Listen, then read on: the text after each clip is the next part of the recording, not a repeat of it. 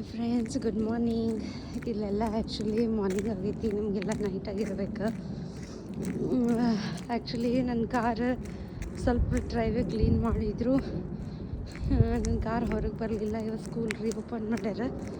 So ನನ್ನ ಮಗಳಿಗೆ drop ಮಾಡಬೇಕಾಗಿತ್ತು. ಇಂಥ ಸ್ನೋ ಒಳಗೆ ನಾನು ಆಕೆಗೆ ಸ್ಕೂಲಿಗೆ ಹೋಗಿ ಡ್ರಾಪ್ ಮಾಡಿ ಬಂದೆ. ವಾಕೆಬಲ್ ಇತ್ತು ಅಂಥೇಳಿ ಇಷ್ಟು ಕೋಲ್ಡ್ ಇದ್ದರು. ಊಬರ್ ಟ್ರೈ ಮಾಡಿದೆ.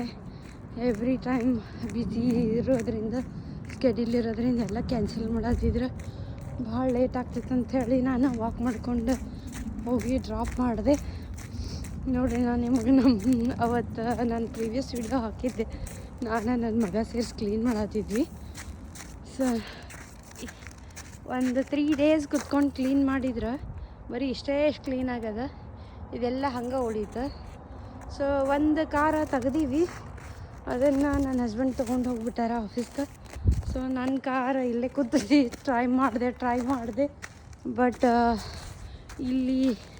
ಇಲ್ಲಿ ಬಂದು ನನ್ನ ಕಾರ್ ಹತ್ತೈತಿ, ತೆಗಿಯೋಕ್ಕಾಗಲಿಲ್ಲ. ಸೊ ಹೀಗಾಗಿ ಇಲ್ಲೇ ಬಿಟ್ಬಿಟ್ಟೆ. ಸೊ ಫೈನಲಿ ಡ್ರಾಪ್ ಮಾಡಿ ಬಂದೆ. Thank you so much for watching. ಎಲ್ಲರಿಗೂ ಬಾಯ್ ಬಾಯ್.